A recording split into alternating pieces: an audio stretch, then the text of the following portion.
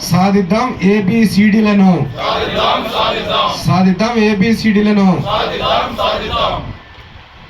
మరి సాధిద్దాం ఏబిసిడిలను చేయలేపు గట్టిగా సాధిద్దాం ఏబిసిడిలను సాధిద్దాం ఏబిసిడం ఎస్సీలలో ఏబిసిడిలుగా ఎస్సీ వర్గీకరణపై ప్రభుత్వ నిర్లక్ష్య వైఖరి కేంద్ర ప్రభుత్వ నిర్లక్ష్య వైఖరి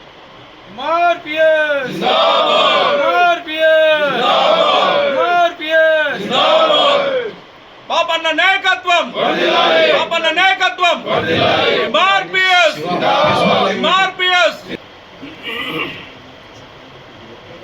ఎంఆర్పిఎస్ ఎంఆర్పిఎస్ పాపన్న నాయకత్వం పాపన్న నాయకత్వం ఎంఆర్పిఎస్ సాధిద్దాం సాధిద్దాం. ప్రస్తుతము జరుగుతున్నటువంటి పార్లమెంటు ఎన్నికలలో మాదిగల యొక్క పాత్ర వారి జనాభా నిష్పత్తి ప్రకారంగా పదవులు పంపిణీ జరగాలని చెప్పి బయట తీసుకుంటా పైకి డాక్టర్ బిఆర్ అంబేద్కర్ గారు బాబు జగజీవన్ రావు గారు ఇచ్చినటువంటి స్పిరిట్ తోని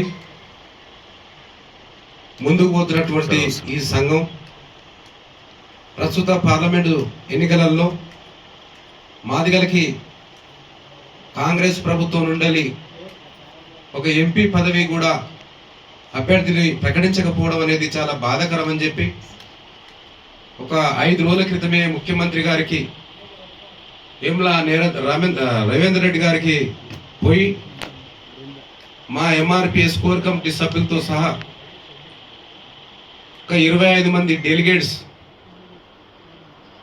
అక్కడున్నటువంటి కడియం శ్రీహర్ గారు, కొండ సురేఖ గారు, రేవూరి ప్రకాష్ రెడ్డి గారు, అట్లాగే మా చింతబాబు గారు, మోహన్ గారు, గురాల సీన్ గారు, మల్లెపు సీన్ గారు, చిన్నగల యాదయ్య, నాగారం బాబు గారు, ఇట్లా చాలా మంది కూడా ముఖ్యమంత్రి నివాసంలో ముఖ్యమంత్రి గారికి ఒక ½ అన్ అవర్ టైం తీసుకొని ముఖ్యమంత్రి గారు 80 లక్షల మంది జనాభా కలిగినటువంటి తెలంగాణ రాష్ట్రంలో ఒక ఎంపీ అభ్యర్థిని ఇవ్వకపోవడం అనేది చాలా బాధాకరం.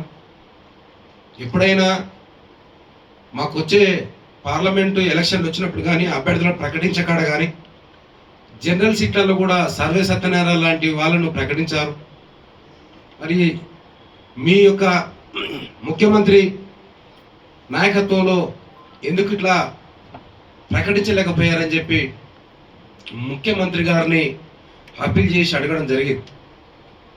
ముఖ్యమంత్రి గారు పార్టీలో ఉన్నటువంటి పార్టీ హైకమాండ్కు సంబంధించిన విషయాలు కానీ కొంత మాదిగలకు ఎంపీ సీట్ను ప్రకటించే దాంట్లో మా బాధ్యత ప్రకటించాలి, వేరే ఉద్దేశం కాదు, అదేదో మాదిగలను అణిచివేసే ధోరణి ప్రభుత్వంది కాదు, ఖచ్చితంగా మీ జనాభా నిష్పత్తి ప్రకారంగానే పదవులు పంపిణీ జరగవలసిన అవసరం ఉంటుంది. అది నేను ఒక ముఖ్యమంత్రిగా నేనే ఉన్నాను.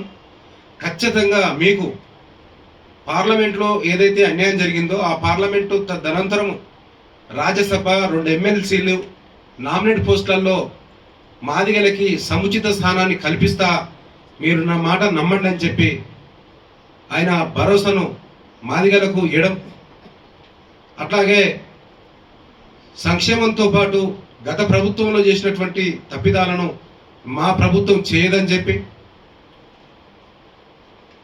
ఆయన మాదిగలకు ఒక భరోసా మా దండోర కమిటీకి ఇవ్వడం అనేది మేమందరం కూడా కోర్ కమిటీ సభ్యులందరం కూడా కూర్చొని దాన్ని పునః పరిశీలించి కాంగ్రెస్కు మద్దతు తెలిపే విషయంలో పార్లమెంట్ ఎలక్షన్లో మద్దతు తెలిపే విషయంలో చాలా తర్జన భర్జనగా మేమందరం కూడా చర్చ చేసుకొని ఈరోజు మనమందరము తెలంగాణ రాష్ట్రంలో ఉన్నటువంటి మాదిగ ప్రజలందరికీ కూడా విజ్ఞప్తి చేద్దాము. తెలంగాణలో ఉన్నటువంటి ప్రతి వాడవాడన కాంగ్రెస్ పార్టీకే ఓటేసి కాంగ్రెస్ పార్టీనే పార్లమెంట్ అభ్యర్థులను గెలిపించాలని చెప్పి ఒక తీర్మానము కోర్ కమిటీ సభ్యులతో పాటు అందరం కూడా మేము అనుకోవడం జరిగింది. ఏమ్లా రేవంత్ రెడ్డి గారు ఇచ్చినటువంటి అష్యూరెన్స్, ఆయన మాట్లాడుతున్నటువంటి విధానాలను గత ప్రభుత్వం కన్నా కనీసం ఇప్పుడు ఒక కాంగ్రెస్ పార్టీ దాదాపైన 100లో 90% ప్రజలు గత కేసీఆర్ ప్రభుత్వంలో కేసీఆర్ గారు ఒక నియంతగా ఒక హిట్లర్ లెక్క దొర లెక్క పరిపాలించాడు. మాదిగలకి సముచిత స్థానాల రాజకీయంగా ఇవ్వకపోను, ఇచ్చినా కానీ కాళ్ళు చేతులు ఉన్నా లేనట్లనే ఈ 10 సంవత్సరాలు మాదిగల అభివృద్ధి, మాదిగల రాజకీయ పదవులను కూడా మర్చినటువంటి కేసీఆర్ గారు పేపర్ ప్రకటనలు మీడియా ద్వారా దళితుల సంక్షేమం కోసం వేల కోట్ల రూపాయలు ఖర్చు పెడుతున్నామని చెప్పి మా ఎస్సీ డెవలప్మెంట్ శాఖ మా సప్లాన్ నిధులు వేల కోట్ల రూపాయలు దారి మళ్లించాడు. దారి మళ్లించడంతో పాటు అక్కడ ఉన్నటువంటి అసెంట్ భూములు మాకున్నటువంటి 40-50 ఏళ్ళుగా ఆ భూములను దున్నుకొని బతున్నటువంటి ప్రజలు ఆ విలువైనటువంటి భూములను గుంజుకొని కేసులు పెట్టడం జరిగింది కేసీఆర్ గారు. మేము ఆ విషయం కూడా రేవంత్ రెడ్డి గారికి చెప్పడం జరిగింది.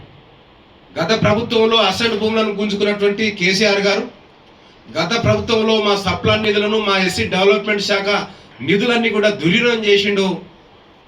దుర్వినియోగం చేసిన కోట్ల రూపాయల లెక్క కట్టి వారిపైన చట్టపైన చర్య తీసుకోవాలని చెప్పి కూడా రేవంత్ రెడ్డి గారికి ఒకరి వినతి పత్రం కూడా ఇవ్వడం జరిగింది. ఇప్పుడు చెప్తా ఉన్నారు 10 సంవత్సరాల కాలంలో ఎస్సీ వర్గీకరణ చేయకుండా అసెంబ్లీ ఎలక్షన్లు మాదిగల సభలకి కొత్త కాదు, ప్రభుత్వం లేనప్పుడు కూడా అనేక సభలకు వచ్చేసి మాదిగలకి లక్ష్మణ్, కిషన్ రెడ్డి గారు ఇంకా చాలా మంది వచ్చేసి, సుష్మా స్వరాజ్ కూడా చచ్చిపోయినా పాపం, అట్లాంటి వాళ్ళు వచ్చేసి మాదిగల సభలకు వచ్చేసి మేమున్నాము, మా ప్రభుత్వము 100 రోజుల్లో, మా ప్రభుత్వం రాగానే 100 రోజుల్లోనే ఎస్సీ వర్గీకరణ చేస్తానన్నటువంటి మోడీ సర్కారు 10 సంవత్సరాలు అయింది. మళ్ళీ పార్లమెంట్ ఎలక్షన్లు వచ్చినాయి.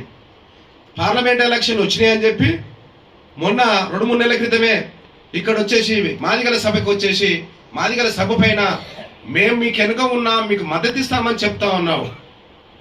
ఇంతకన్నా ఎక్కువ ఎస్సీ వర్గీకరణ కన్నా ఎక్కువ జటిలమైనటువంటి సమస్యలు కాశ్మీర్ లాంటివి, రామజన్మభూమి లాంటి, బాబ్రీ మసీద్ లాంటి సమస్యలన్నింటినీ కూడా పరిష్కరించుకున్నావు కదా. ఇది ఎవరికి కూడా 1 రూపాయి కూడా హాని జరగనటువంటి సమస్య కదా.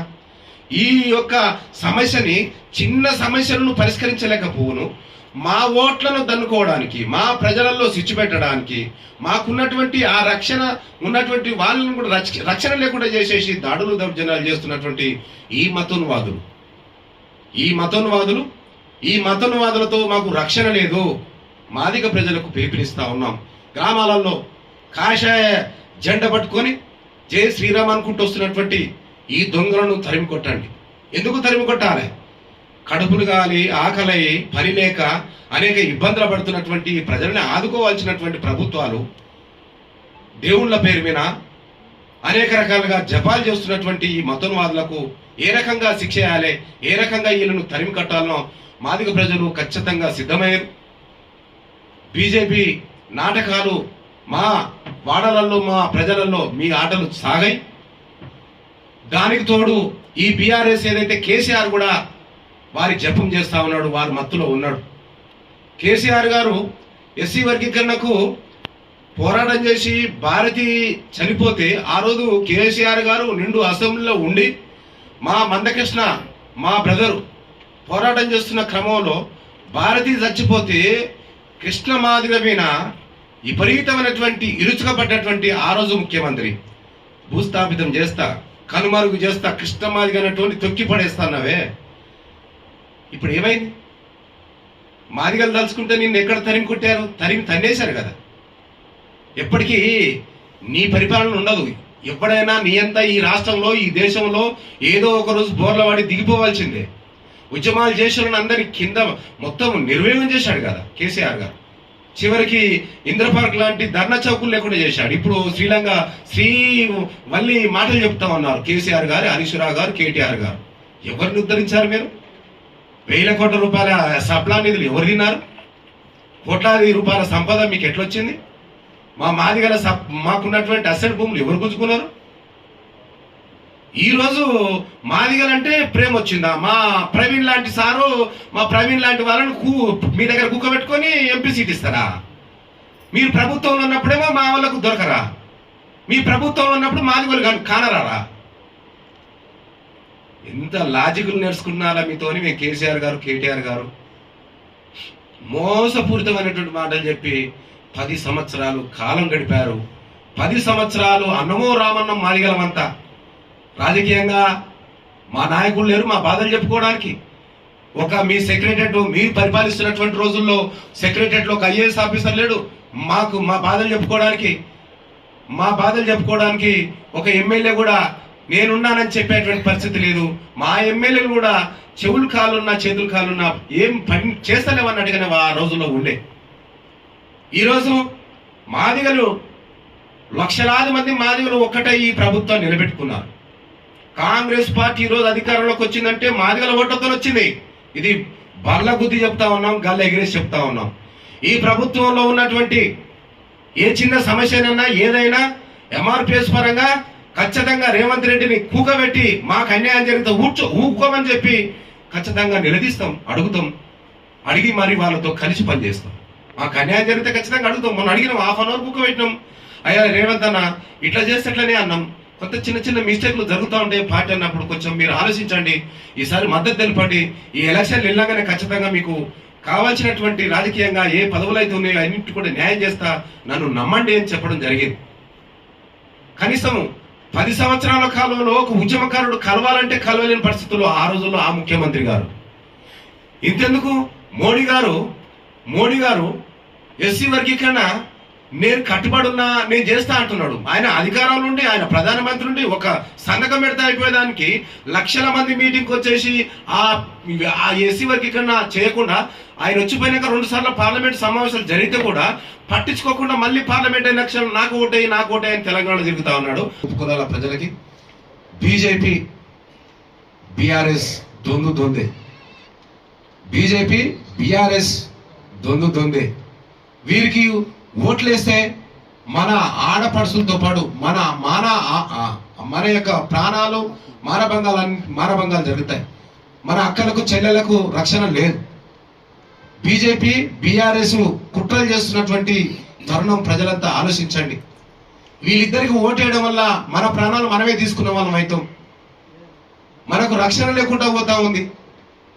రక్షణ లేకుండా పోవడంతో పాటు చదువుకుంటే తెల్లబట్టలు వేసుకుంటే ఎక్కడెక్కడో కొంత పై స్థాయికి ఎదిగితే ఓర్చుకోలేనటువంటి బీజేపీ పార్టీ షరత్తుగా కాంగ్రెస్ పార్టీ ప్రతి పార్లమెంట్ స్థాయిలో వాడన నియోజకవర్గాలు తిరిగి గ్రామాలు తిరిగి మాదిగ పల్లెలకు పోయి జరిగిన మోసాలను వివరించి ప్రతి ఒక్క పార్లమెంటు స్థాయిలో నియోజకవర్గాలను పూర్తిగా మా ఎంఆర్పిఎస్ మండల కమిటీ, జిల్లా కమిటీ, గ్రామ కమిటీలన్నింటినీ బలోపేతనం చేసి రేపటి నుండే ప్రతి పార్లమెంటు స్థాయి ప్రెస్ మీటింగ్లు, ప్రతి నియోజకవర్గంలో సభలు సమావేశాల పేరు మీద ఇక్కడ ఉన్నటువంటి ఎంఆర్పిఎస్ కోర్ కమిటీతో పాటు రాష్ట్ర నాయకులందరం కూడా ఒక బృందం బయలుదేర